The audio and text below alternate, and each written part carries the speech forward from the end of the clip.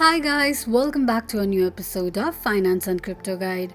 Today in this video, I'm going to show you how you can log into your Flare HR's account. Keep watching the video till the end. To log into your Flare HR's account, firstly go ahead and launch open your Google search. On the search box at the top, type in secure.flarehr.com and make a search. The login page of Flare HR's account will appear on the screen. Enter your email address and password associated with your Flare HR's account and tap on Login.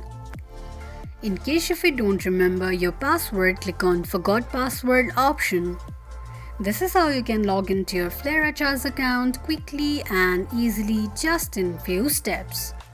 If you have any thoughts or queries, let us know in the comments section. Don't forget to subscribe to our channel. Also press the notification bell icon so that YouTube will notify you whenever we post a new video. I hope this video was helpful to you. Thank you so much for watching.